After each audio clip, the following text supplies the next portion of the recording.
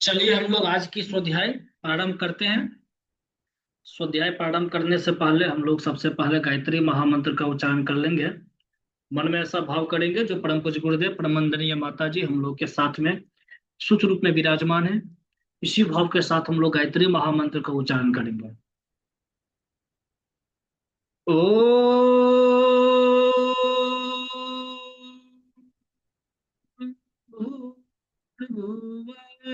स्वाहा तत्सवितुर्वरेण्यं भर्गो देवस्य धीमहि धियो यो नः प्रचोदयात्। सभी देवताओं बंधु जो बेनीपट्टी ऑनलाइन दैनिक स्वाध्याय में जुड़े हैं तो हृदय से बहुत बहुत स्वागत एवं बहुत बहुत प्रणाम है। सभी से विनम्र निवेदन है जो आप लोग ज्यादा से ज्यादा शेयर कर देंगे। अ, आज का जो स्वाध्याय जो रविवार को हम लोग स्वाध्याय करते आ रहे हैं वो परम पूज्य गुरुदेव की जो अमृत वचन है जो परम पूज्य गुरुदेव उद्बोधन दिया करते थे वही पुस्तक के फॉर्म में वह पुस्तक के रूप में आया है। उस पुस्तक का नाम है अमृत वचन जीवन का सिद्ध सूत्र। वैसे तो बहुत सारी पुस्तक है लेकिन यह भी परम पूज्य गुरुदेव जो गोष्ठियां लिया करते थे और जो सत्र चलता था शांति कुंज हरिद्वार में और अपने जो अपने अंग अवयव अपने प्यारे जनों को और अपने शिष्य को बीच में जो गोष्ठियां लिया करते थे तो वहां पे परम पूज्य गुरुदेव जो उद्बोधन दिया करते थे वही पुस्तक के फॉर्म में यह है। तो रविवार को खास करके हम लोग यह स्वाध्याय में स्वाध्याय करते आ चुके हैं। और निश्चित रूप से जो स्वाध्याय है जो अभी थोड़ी देर पहले एक हम यहाँ पर ये स्वाध्याय के बारे में एक ये लिखे भी हैं जो हमारे मन में शुद्ध और सकारात्मक विचार होने चाहिए। निश्चित रूप से अगर हमारे अंदर में सकारात्मकता वाला विचार है तो निश्चित रूप से हम जो है सो ऊर्ध्वगामी की ओर और निरंतर जो है सो ऊपर की ओर उठते हुए चले जाएंगे।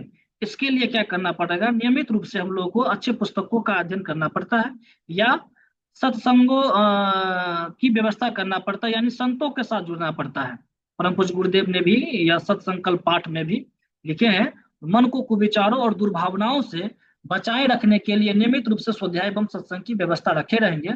और हम लोग उसी विचारधारा से जुड़ करके स्वाध्याय करते हैं। कितनी सौभाग्य की बात है, वो एक दिन दो दिन नहीं करते, नियमितता पूर्वक स्वाध्याय करते आ रहे हैं। बहुत ही सौभाग्यशाली हम लोग हैं कि मन रूपी जो मन में जो नकारात्मकता हो जाता है और अशुद्ध विचार जो आ जाते हैं उसको हटाने के लिए नियमित रूप से स्वाध्याय करते हैं। ये हर एक व्यक्ति को करना चाहिए, ये बहुत ही हमारे जीवन के लिए महत्वपूर्ण या ये अंग होना चाहिए स्वाध्याय।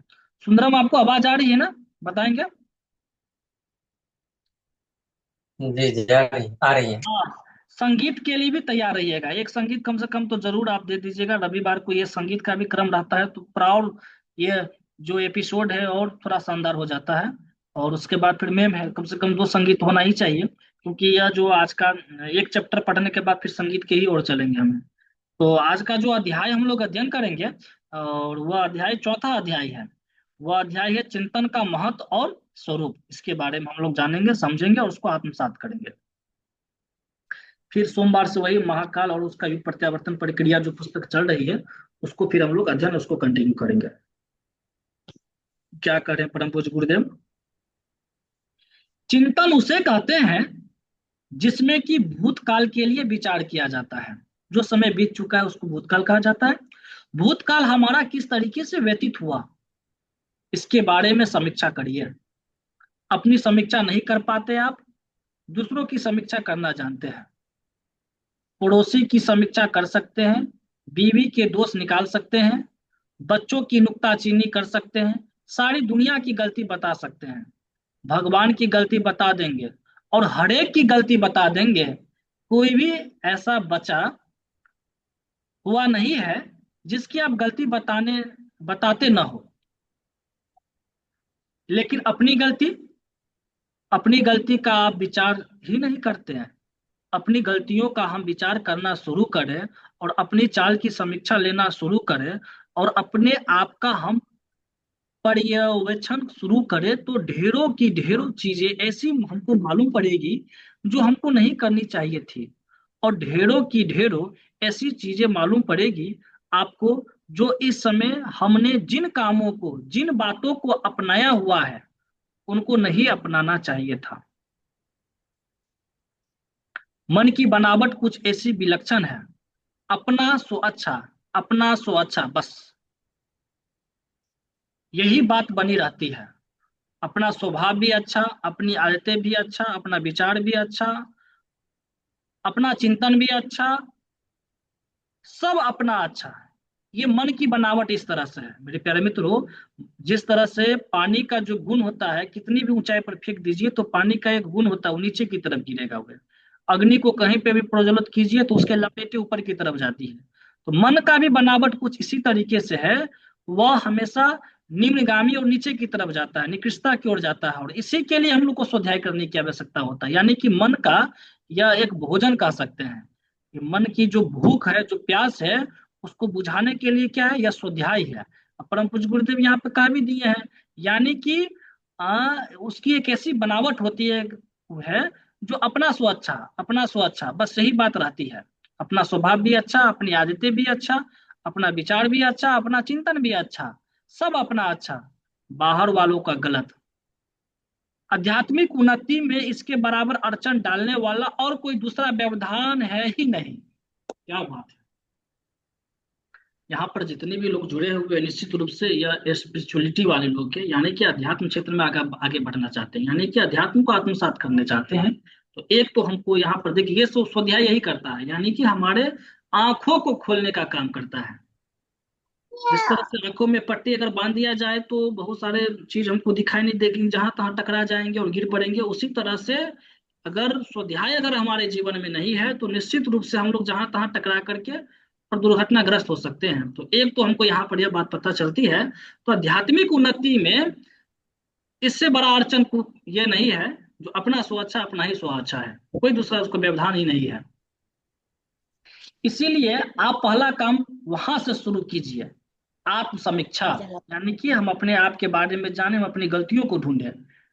एकांत में चिंतन के लिए जब आप बैठे तो आप यह समझे कि हम अकेले हैं और कोई हमारा साथी या सहकारी है नहीं।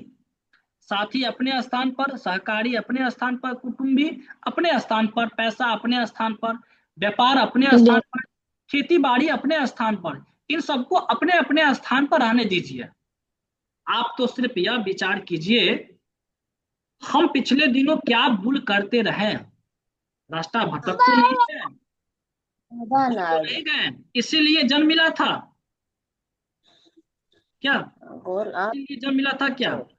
जिस काम के लिए जन्म मिला था वही किया क्या? पेट के लिए जितनी जरूरत थी उससे ज्यादा कमाते रहे क्या? कुटुंब की जितनी जिम्मेदारियां पूरी करनी चाहिए थी उसको पूरा करने के स्थान पर अनावश्यक संख्या में लोड बढ़ाते रहे क्या? पर जिन लोगों को जिस चीज की जरूरत नहीं थी उनको प्रसन्न करने के लिए उपहार रूप में लादते रहे क्या? क्यों? क्या है? ये सब गलतियां हैं। इस तरीके से अपने स्वस्थाई के लिए जो खान पान, आहार विहार जैसा रखना चाहिए था वैसा रखा क्या? चिंतन की शैली में जिस तरीके की शालीनता का समावेश होना चाहिए था वो रखा गया क्या? न न हमने अपने शरीर के प्रति कर्तव्यों का पालन किया, न अपने मस्तिष्क के प्रति अपने कर्तव्यों का पालन किया, न हमने अपने कुटुंबियों के प्रति अपने कर्तव्यों का पालन किया। कर्तव्यों की दृष्टि से हम बराबर पिछड़ते हुए चले गए। जहां जहां हम पिछड़ते हुए चले गए उन सबको एक बारगी विचार कीजिए। क्यों? विचार करने से क्या फायदा? ये फायदा है कि गलतियां समझ में आएगी तो सुधार की भी गुंजाइश रहेगी। बात तो सत्य है भाई। जब डॉक्टर को बीमारी समझ में आएगा तब तो इलाज कर पाएंगे। अगर हमको अपने अंदर की गलतियां ही नहीं समझ में आएंगे तो फिर सुधार की प्रक्रिया कहाँ से होंगे वे?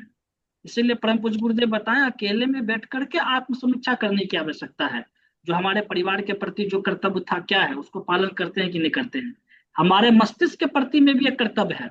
हमारे मस्तिष्क में जो सबसे बड़ा जो कर्तव्य का पालन यह है, परम पूज्य गुरुदेव यहाँ पर बता रहे हैं हम लोगों को, वही विचार आना चाहिए जो विचार आने योग्य है। जो विचार नहीं आने योग्य उसको नहीं आने देना चाहिए था। तब समझिए हम लोग निश्चित रूप से हम अपने मस्तिष्क के प्रति जो कर्तव्य है उसको पालन कर रहे हैं। अपने कुटुंबियों के प्रति जो कर्तव्य था उसको पालन कर रहे हैं कि नहीं कर रहे हैं। मतलब जितना चाहिए उतना ही है कि उससे ज्यादा भी हम कर रहे हैं। पोती नाते पोते के पोते के लिए जो है सो हम लोग उसी में लगे हुए हैं।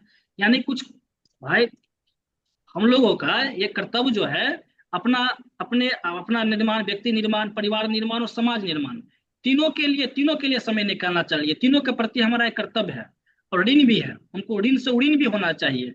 क्योंकि हमारा जो जीवन है मनुष्य का जीवन है, ये साधारण जीवन भी नहीं है। और सबसे बड़ी बात कहा जाए तो कभी कभी युगों युगों में एक ऐसा समय आता है, वैसे आप देखेंगे जो मनुष्य हर बार भगवान को तो पुकारते ही हैं, भगवान से याचना करते ही हैं, भगवान से कुछ ना कुछ मांगते ही रहते हैं, भगवान मुझे ये दे दीजिए वो दे दीजिए।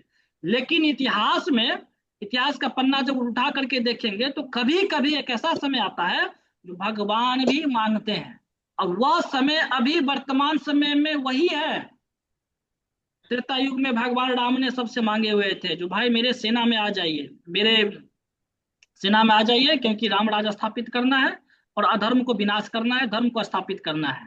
तो वहां के जो छोटे छोटे प्राणी थे वे उनके सेना में भर्ती लिए थे, बंदर, भालू, गीच, गिलहरी, जटायु, नर, नील, वे सब जो है सो उनके सेना में भर्ती हुए और वे माला माल हो गई है, धन धन हो गई है, उनका वंशज भी धन धन हो गया था लेकर के है। भगवान उस समय श्री राम मांगे थे, सबको बुलाए थे, है ना। द्वापर युग में भी भगवान कृष्ण ने भी जो है सो ग्वाल वाले को जो है सो अपने सेना में बोले भाई भर्ती आ जाओ, गोवर्धन पर्वत उठाना है।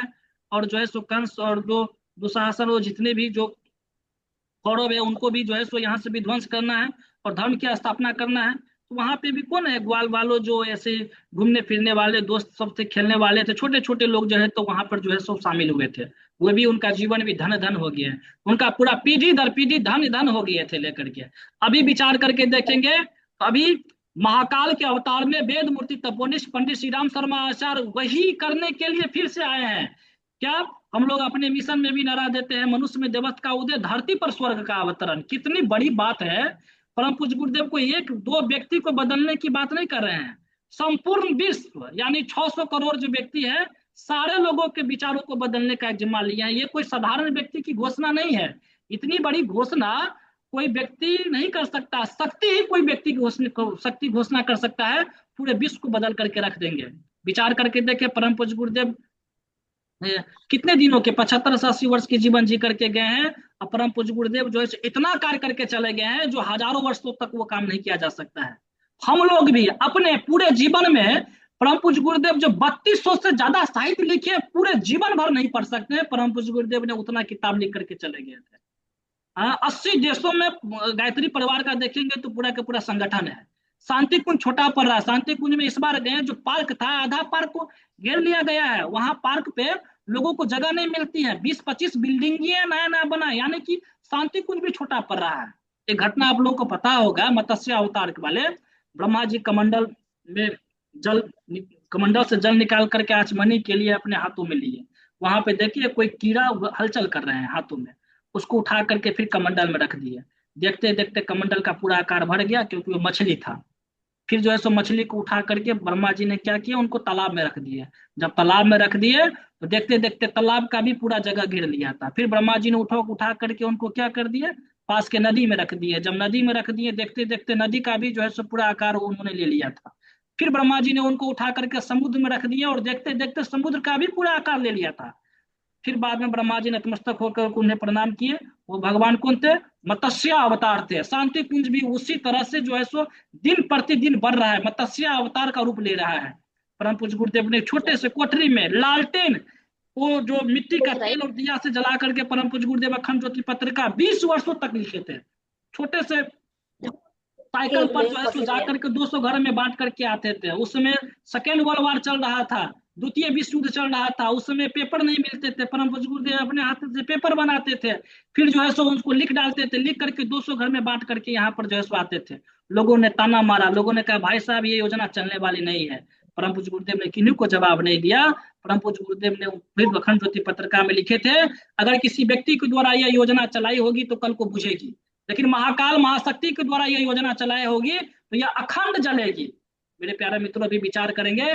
परम पूज्य गुरुदेव अभी स्थूल शरीर में नहीं है, लेकिन जब परम पूज्य गुरुदेव सूक्ष्म कारण शरीर में गए हैं तो वे हजारों गुना ज्यादा मिशन फला फूला बढ़ा है। क्योंकि यह योजना कोई व्यक्ति का नहीं, कोई शक्ति का है। हम लोग कितने सौभाग्यशाली है जो परम पूज्य गुरुदेव हम लोगों को कह रहे हैं, हम लोगों से कुछ मांग रहे हैं। कभी कभी एक ऐसा समय आता है जो हम लोगों से मांग रहे हैं। क्या मांग रहे हैं परम पूज्य गुरुदेव? बस एक ही बात तो कर रहे हैं, हम अपने मस्तिष्क को ठीक कर ले, हम अपने विचार को ठीक कर ले, हम अपने रवैयों को ठीक कर ले, हम अपने चिंतन को ठीक कर ले, हम अपने मनन को ठीक कर ले। बस यही तो काम कर रहे हैं परम पूज्य गुरुदेव का। क्या हम लोगों से मांग रहे हैं? यही तो मांग रहे हैं ना। राम के सेना में जो जो भर्ती लिए सब कहाँ से कहाँ, जटायु को विचार करके, जटायु क्या थे? पक्षी ही तो था। जब माते सीता को हरण करके ले जा रहे थे तो राम से लड़ पड़े, माँ सीता को ले जा रहा है। जटायु भी सोचा भाई इससे बड़ा सौभाग्यशाली हमारे जीवन में क्या रहेगा। माँ सीते को, नारी को रक्षा करना चाहिए, बचाना चाहिए। वहां के जो प्राणी थे और लोग नहीं गए, लेकिन वो साहस किसके पास में था? जटायु के पास में था। जटायु उनसे लड़े, लड़ करके उन्होंने बलिदान हो गया और मृत्यु के कोख में चले गए। लेकिन वे धन धन हो गए, मरे भी कहाँ? भगवान राम के गोद में मरे थे, वे अमर हो गए हुआ। अभी भी जटायु का व्यक्ति उनका गाथा और कथा कहते हुए थकते नहीं है। गिलहरी का क्या औकात था, विचार करके देखिए। हाँ, गिलहरी भी अपने बाल, वो अपने पीठ से जो उनका बाल था उससे रगड़ करके जो बालू का कण उठा उठा करके समुद्र को सुखाने के लिए इतनी बड़ी साहस कर किए हुए थे। लेकिन वो भी धन धन हो गए थे। भगवान राम के चारों उंगली का फिंगर जो है सो उनके शरीर पे पूरा लगा था। अभी भी देखेंगे जो गिलहरी का जो वंशज है, भगवान राम के जो हाथों का चित्र है पूरा का पूरा जो है सो उस पर पड़ा हुआ है।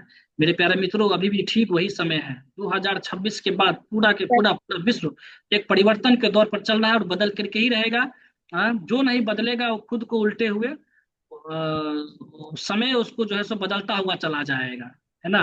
तो बहुत ही सौभाग्यशाली हम लोग हैं जो ऐसे गुरु सत्ता के साथ जुड़े हुए हैं। तो परम पूज्य गुरुदेव यहाँ पे क्या कर रहे थे? ये फायदा है कि गलतियां समझ में आएगी तो सुधार की भी गुंजाइश रहेगी। गलतियां समझ में नहीं आएगी तो आप सुधरेंगे क्यों? इसीलिए समीक्षा जरूरी है। नारी समीक्षा अपने आप की कीजिए भूतकाल के संबंध में। फिर आगे क्या करें? पाप क्राइम को ही नहीं कहते हैं, पाप उन्हें भी कहते हैं कि जीवन को अस्त व्यस्त बनाकर रखें।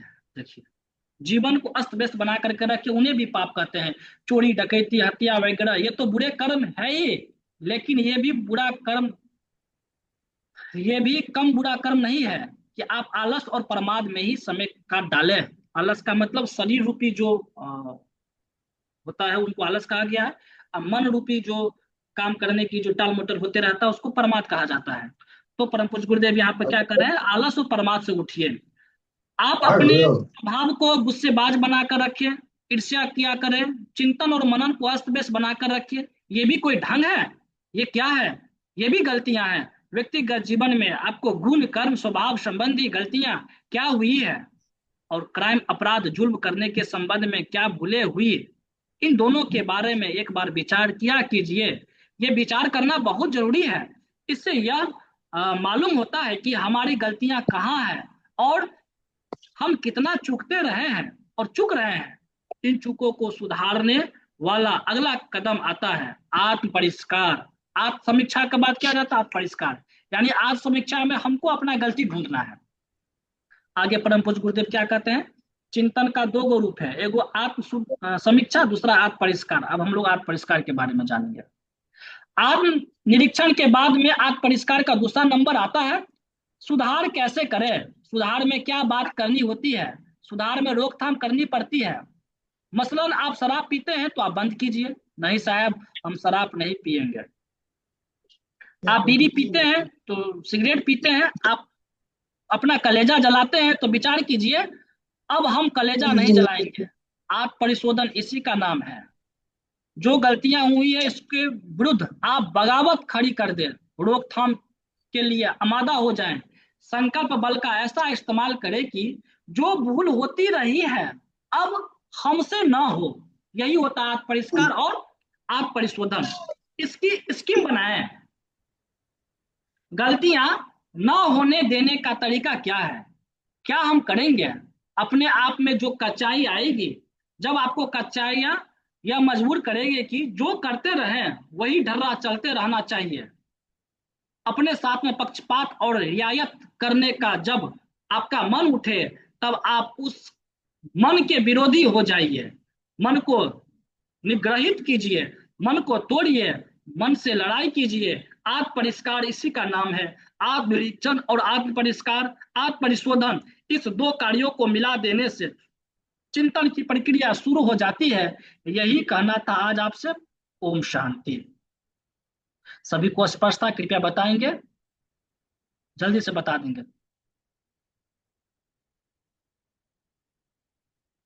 लेट ना करें, जल्दी से बताएं। स्पष्ट है। मिस्टर आदित्य कुमार, नीलम सिंह, और रानी कुमारी, संगीता मैम, और सुंदरम कुमार झा, और वंदना सिंह, इतने परिजन जुड़े हुए हैं। निश्चित रूप से सभी परिजन से निवेदन है कि ज्यादा से ज्यादा इसको और संख्या बढ़ाने की आवश्यकता है, क्योंकि हमारा एक आंतरिक इच्छा है कम से कम 108 आदमी को जोड़े, और प्रत्येक 108 आदमी को एक एक कुंड को भार दिया जाएगा। 108 कुंड ये यज्ञ यहाँ पर बेनीपट्टी क्षेत्र में हो जाएगा। तो ये स्वाध्याय का क्रम के माध्यम से भी हम लोग काम बहुत सारे कर सकते हैं। आगे तो स्वाध्याय संगीता में और सुंदरम ने निरंतर इसको जारी रखा है। भगवान की विशेष कृपा है इन दोनों पे, इसीलिए इतने बड़े काम इन दोनों व्यक्ति ने जो स्वाध्याय का क्रम शुरू किए थे। बीच के दिनों में हमने उसको वो क्षेत्र में लग गए थे, क्षेत्र में लगने के कारण स्वाध्याय का क्रम छूट गया था, लेकिन इन दोनों व्यक्ति ने बखूबी से और पूरे जिम्मेदारी के साथ में और स्वाध्याय के क्रम को आगे बढ़ाए हैं। क्या बताएं, भगवान की विशेष कृपा है इन लोगों पे, निश्चित रूप से कोई दुविधा नहीं है, क्योंकि भगवान का कार्य भी सब नहीं कर पाते हैं। जिन पे कृपा होती है भगवान का, वही व्यक्ति कार्य कर पाते हैं। तो यहाँ पर चिंतन का दो बात था, एक था आपको आत्म समीक्षा, दूसरी से आत्म परिष्कार। आत्म परिष्कार का मतलब होता है रोकथाम करना, मन का विरोधी हो जाना, मन जो चीज कर रहा है उसको हटा करके सही दिशा में लगाना, ये हो जाता है आत्म परिष्कार। आत्म समीक्षा का मतलब अपनी गलतियों को ढूंढना। तो अब हम लोग जो है सो संगीत की ओर बढ़ेंगे, और संगीत की ओर बढ़ेंगे। तैयार है ना सुंदरम? बताएंगे जल्दी से, जल्दी बताइए। जी जी। हाँ, एक कबीर का भी दोहा है। बुरा जो देखन में चला, बुरा न मिलिया कोई, जो दिल खोजा अपना, मुझसे बुरा न कोई कबीरा, मुझसे बुरा न कोई। चलिए इन्हीं पंक्ति के साथ में ये जो आय का शुद्ध है यहीं पर ये करते हैं विराम, और संगीत के क्रम के लिए हम लोग आगे बढ़ेंगे। शुरू कीजिए, रिकॉर्ड भी हो रहा है, सुन रहे हम आपका ये आज। उसके बाद फिर मैम आप भी तैयार रहिएगा संगीत के लिए। धन्यवाद भैया, सबका बहुत बहुत स्वागत है। जैसा कि आज गुरुदेव का अमृत वचन सिद्ध सुद्ध, हम लोग जीवन में कई बार आगे बढ़ते हैं और इस भाव भाव में हम लोग बहुत सारी गलतियां करते हैं, लेकिन उस पर विचार नहीं कर पाते हैं। गुरुदेव बोले हैं आज के स्वाध्याय से हम लोग को बैठ करके अपने मन की जांच पड़ताल करना चाहिए, अपना आत्म समीक्षा करना चाहिए, खुद से खुद का डायग्नोसिस करना चाहिए, डॉक्टरी इलाज करना चाहिए। तो आइए, एक बहुत अच्छा संगीत है। हम लोग ऋषियों के संतान हैं और बहुत बढ़िया प्रज्ञा गीत है। क्यों आज हम लोगों को फिर से उस ऋषि परंपरा को जगाने की आवश्यकता है, उस ऋषि परंपरा को समझ करके उसका अनुयायी बनने की आवश्यकता है। तो कहते हैं, देव भूमि के ओ संतानों, पहचानो फिर अपने को, पूर्ण करो तुम अब इस युग के भारत माँ के सपनों को। शंकर ज्ञानेश्वर गौतम की आत्मा तुम्हें बुलाती है, सीता अनुसुईया दुर्गा की परंपरा बुलाती है। ऋषियों के तप त्याग तेज गुण, मानव धर्म महान की, भूली हुई कहानी फिर से याद करो बलिदान की। ऋषियों के तप त्याग तेज गुण, मानव धर्म महान की, भूले हुए कहानी फिर से याद करो बलिदान की। भूले हुए कहानी फिर से याद करो बलिदान की। जिस धरती को धर्म का सूरज देता सदा प्रकाश है, इस धरती को धर्म का सूरज देता सदा प्रकाश है, इस धरती को कर्म और कौशल पर ही विश्वास है, इस धरती को कर्म और कौशल पर ही विश्वास है, जहाँ गुणों का सद्भावों का हरदम रहा निवास है, जहाँ गुणों का सद्भावों का हरदम रहा निवास है, हरदम रहा निवास। जिस धरती ने मानवता की फैलाई मृदुहास है, फैलाई मृदुहास है, वह है भारत वर्ष की जिसने ज्योति जगाई ज्ञान की, वह है भारत वर्ष की जिसने ज्योति जगाई ज्ञान की।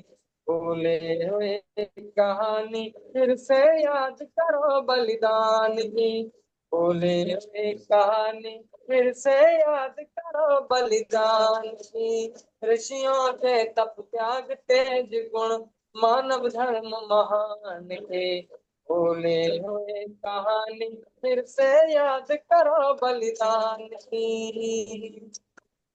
आगे उन ऋषियों के बारे में बताया गया है जो सप्त ऋषि जिन्होंने इस पूरी दुनिया पर शासन किया है, इस दुनिया को बांध करके एक दिशा में सही दिशा में लेकर के चले। क्या कहते हैं? मुनि वशिष्ठ ने परशुराम ने राजतंत्र का गठन किया, विश्वामित्र भगीरथ ने था नई सृष्टि का सृजन किया।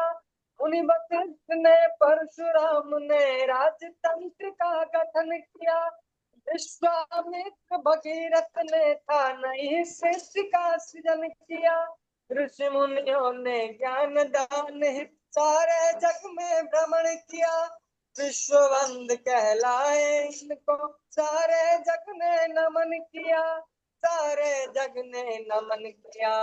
वही भूमिका फिर बननी है ऋषियों की संतान की, वही भूमिका फिर बननी है ऋषियों के संतान की। भूली हुई कहानी फिर से याद करो बलिदान की, भूली हुई कहानी फिर से याद करो बलिदान की। ऋषियों के तप त्याग तेज गुण मानव धर्म महान के, बोले हुए कहानी फिर से याद करो बलिदान की। अब आगे की पंक्तियां हमारे और आपके हृदय को छूने वाली है। क्या कर रहे हैं? हम भी पुत उसी जननी के, आज हमारी है बारी, धरना है कल्याण विश्व का, आज करे वह तैयारी। हम भी पुत उसी जननी के, आज हमारी है बारी, धरना है निर्माण का, आज करे वह तैयारी।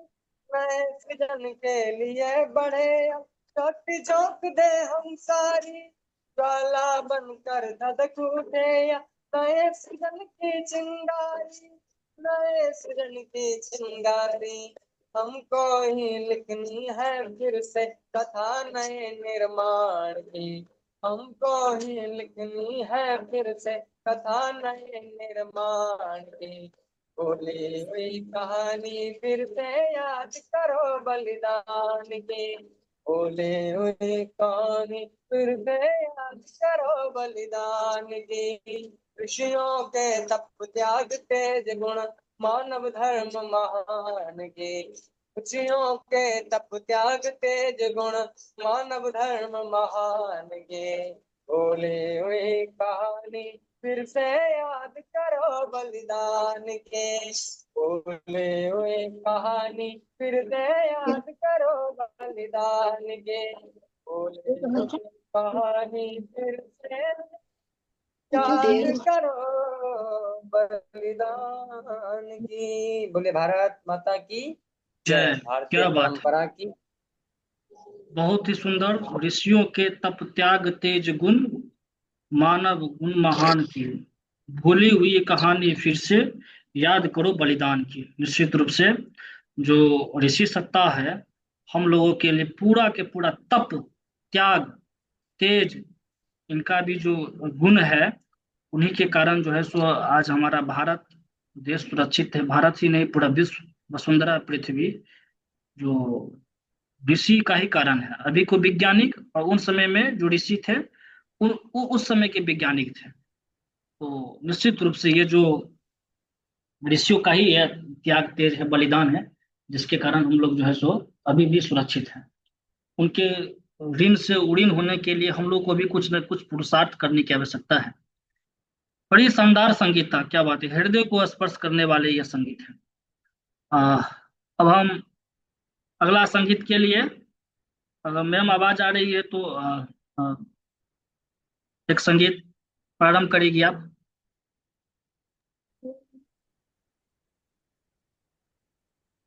कहीं बाहर है सुंदरम आप, आइए क्या एक टपली प्रज्ञा नहीं था आपको? आइए एक प्रज्ञा संगीत की ओर चले। संगीत का जो बोल है वो श्री राम के नाम से है।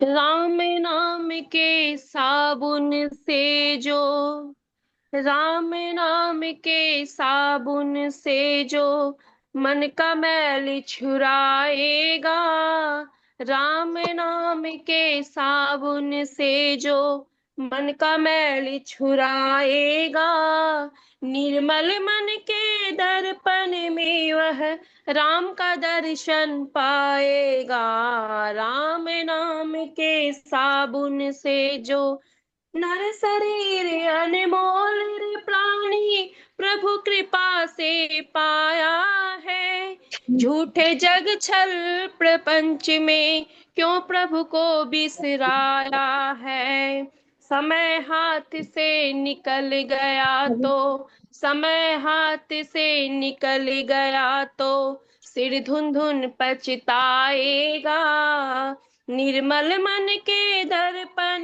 में वह राम के दर्शन पाएगा, राम नाम के साबुन से जो मन का मैल छुड़ाएगा, निर्मल मन के दर्पण में वह राम का दर्शन पाएगा, रोम रोम है राम तेरे वो तुझसे है दूर नहीं, देख सके तो आंखें तेरी आंखों में वो नूर नहीं, देखेगा तू मन मंदिर में, देखेगा तू मन मंदिर में ज्ञान की ज्योति जलाएगा, निर्मल मन के दर्पण में वह राम का दर्शन पाएगा, राम नाम के साबुन से जो मन का मैल छुड़ाएगा,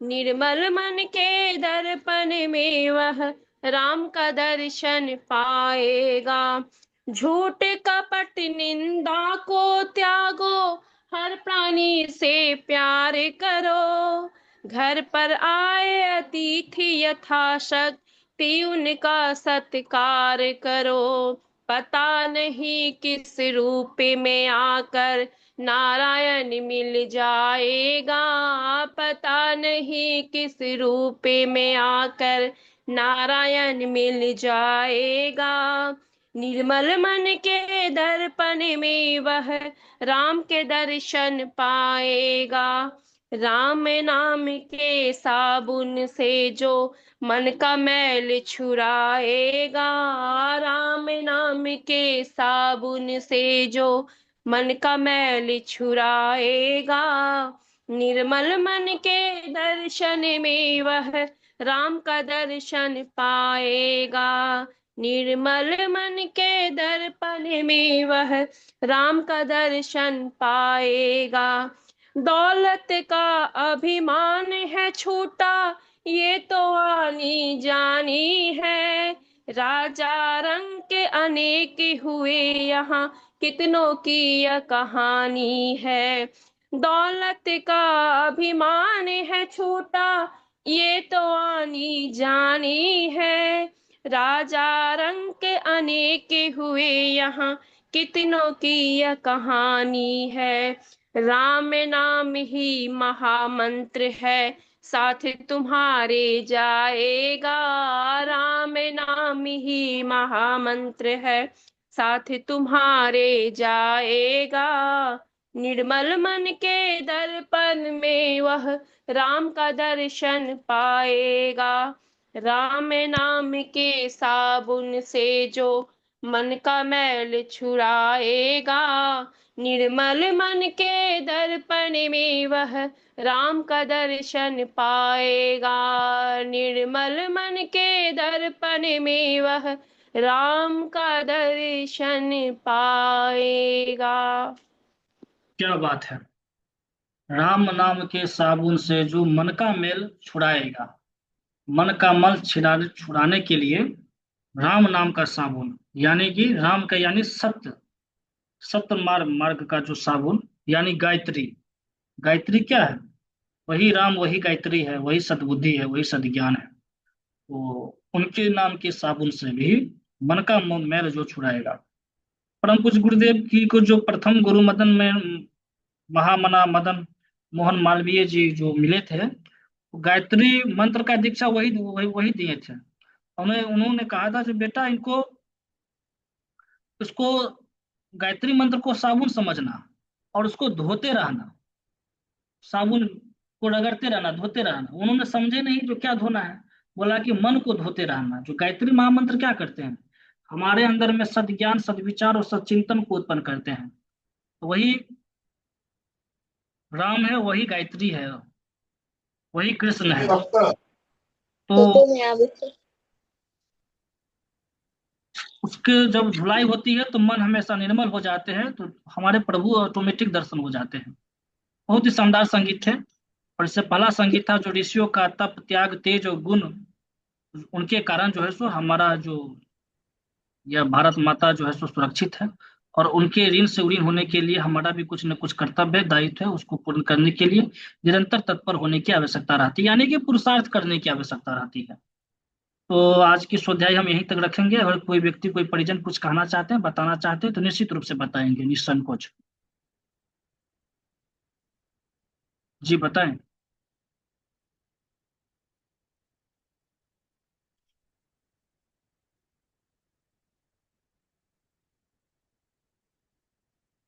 चलिए तब गायत्री महामंत्र बोल करके फिर स्वाध्याय की समाप्ति फिर यहीं पर कर लेते हैं। अगर कुछ नहीं आप लोग बताना चाहेंगे तो पुनः आप लोगों से निवेदन रहेंगे, ज्यादा से ज्यादा लोगों को जोड़ेंगे और सभी आदमी ऐसा संकल्प और विचार लेकर के चलेंगे जो 108 परिजन को जोड़ेंगे।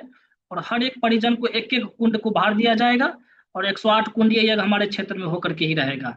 108 आदमी मिलकर के शांति कुंज जाएंगे तो निश्चित रूप से शांति कुंज में भी यह बात को हम लोगों को अलाव, और वहां से सब कुछ बता दिया जाएगा। नहीं भाई साहब, आप लोग कर सकते हैं, आपका संगठन बहुत तगड़ा है। क्योंकि अभी जो कलयुग का जो शक्ति है वो जनशक्ति, लोक शक्ति सबसे बड़ी शक्ति होती है। और युग धर्म, अति समय दान ही सबसे बड़ा महादान है, सबसे बड़ा धर्म है। युग धर्म ही, समय दान ही युग धर्म है।